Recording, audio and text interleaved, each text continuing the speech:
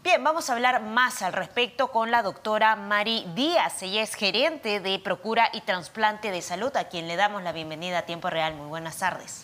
Muy buenas tardes.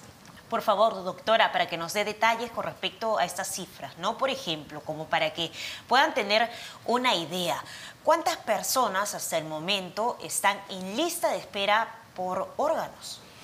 Bueno, se tiene registrado a nivel nacional 7.000 o más de 7.000 pacientes a la espera de un órgano y tejido. En lo que va de la Seguridad Social, tenemos registrado pacientes listos para trasplantar, cerca de 2.500 pacientes.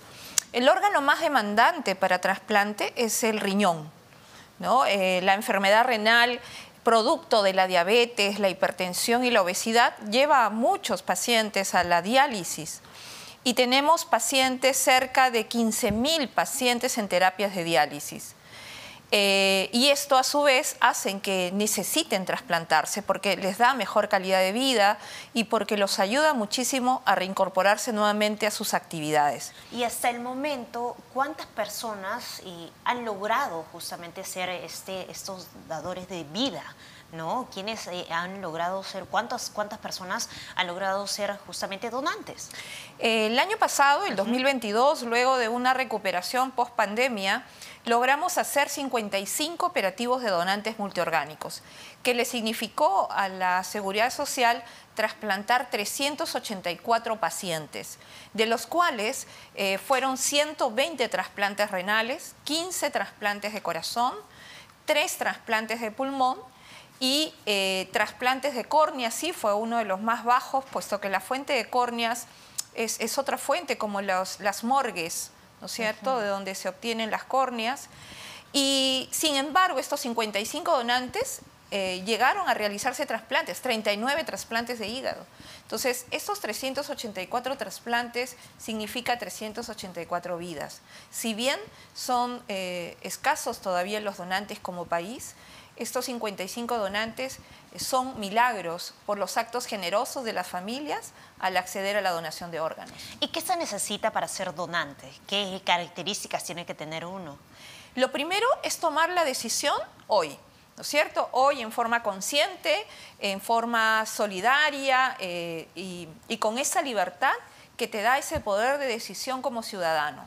Pero no quedarte con esa decisión, sino hablarlo con tu familia, con tu madre, con tu padre, con tu esposo, con tus hijos, porque llegado el momento, si falleces en condición de muerte cerebral, quienes acceden a los procesos de la donación son tu familia. Si la familia, pese a ese dolor tan fuerte, tan intenso que se vive en ese momento de perder al ser querido, si ellos hablaron de la donación, van a respetar la voluntad de su familiar, pese a ese dolor. Pero cuando tenemos familias que nunca hablaron del tema, que están muy, pues, con este dolor intenso que significa perder a alguien, difícilmente los vas a persuadir. Claro. Por eso es que la donación es un tema de hablarlo. Y además, esto, muy aparte de que tengas en el DNI, por ejemplo, el sí, el consentimiento, porque al final el que decide es el familiar. Nuestra ley dice que el que quiere ser donante debe decidirlo y debe expresarlo hoy, expresarlo en el documento del DNI y esta decisión debe ser respetada. Pero en la realidad es que cuando uno se enfrenta a una familia, va y acude a un hospital, cuando nos informan el sistema de procuración que hay un accidente de tránsito, un joven es atendido y pese a todos los tratamientos que se le realizan, fallece en muerte cerebral, Procuración aborda a la familia.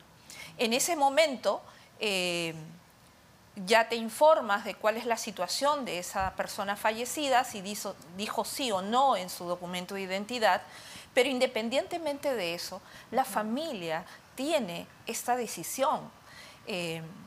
No es que tú vayas en contra de lo que dice o no ese fallecido, sino que es la familia, porque así es, los actos hospitalarios radican en la familia. Entonces, pero es decir que sí se pueden oponer. Se pueden oponer. Generalmente nosotros sabemos que si dice no, que es la mayoría de los peruanos, sabemos que 60% de peruanos han puesto no a la donación de órganos. O sea, ya nosotros sabemos que vamos con un factor en contra cuando hacemos la entrevista. Y inclusive los que dicen sí en su documento de identidad, que son los menos, igual, la familia la tenemos que persuadir en ese momento tan difícil. ¿Qué es lo que pasa al respecto, por ejemplo, ¿no? ¿Por qué es que se oponen tanto? Según el RENIEC, incluso hay cerca de 26 millones de peruanos que han indicado no explícitamente en su DNI. ¿Qué temores generalmente expresan, ¿no? al negarse? Los principales factores de las familias que niegan la donación está en la desconfianza. Es decir, desconfían del proceso del sistema de salud. Estará muerto, y si no le diagnosticaron bien, y de repente, pero yo lo siento que late su corazón, de repente no está muerto, está vivo, o de repente están muy afectados por la situación hospitalaria, fueron de repente maltratados, no informados, o la muerte brusca, que significa un trauma emocional en estas familias, los afecta tanto que difícilmente están, digamos, despiertos para escuchar el tema, ¿no? ¿Cómo concientizar a estas personas? Mira, lo primero que debemos hacer todo ciudadano es que tenemos que estar informados. Nadie decide por algo que desconoce, ¿no es cierto? Entonces tú infórmate, ¿no es cierto?, de qué se trata, a quiénes vamos a ayudar, por qué la donación es importante, qué hacemos cuando decidimos ser donantes, salvar vidas. Es algo importante. Y si hoy puede ser que yo esté del otro lado, necesitar un trasplante, un familiar, un amigo, un hijo. Entonces, lo más importante es que tú te informes para que conscientemente decidas ser donante y sobre todo comunicarlo a la familia. ¿Y qué pasa, por ejemplo, con los donantes vivos, ¿no? ¿Cómo estamos en cifras, por ejemplo? La ley peruana establece el trasplante a través de vivos, ¿no?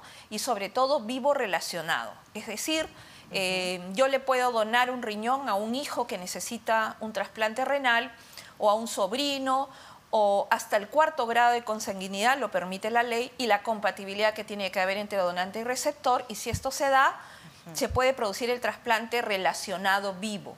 También hablamos de trasplante vivo cuando una mamá le puede donar un pedacito de ese hígado a un niño que requiere, porque también hay una enfermedad que se llama la cirrosis congénita o la cirrosis biliar primaria, que afecta también a un porcentaje de niños, inclusive menores de 1 año. Ahí se produce el trasplante de hígado de donante vivo, de los padres. También hay trasplante entre vivos con médula ósea, ¿no? Que generalmente son pacientes con leucemia, con mieloma, y entre los hermanos se puede conseguir alguien compatible con ese paciente y ser su donante de médula ósea. Bien, doctora, así rápidamente, concretamente, ¿qué es lo que le diría a las personas, a esos 26 millones de peruanos que no están convencidos de donar sus órganos y tejidos, además? Este Día Nacional del Donante de Órganos y Tejidos, que se celebra hoy, 23 de mayo, nos tiene que hacer reflexionar. Reflexionar acerca de por qué ser donantes. Si tú quieres ser donante, es porque en algún momento lo puedes recibir. Si tú quieres ser donante, decídelo hoy, conscientemente, voluntariamente, y comunícalo a tu familia. Y ellos, llegado el momento, van a respetar tu voluntad.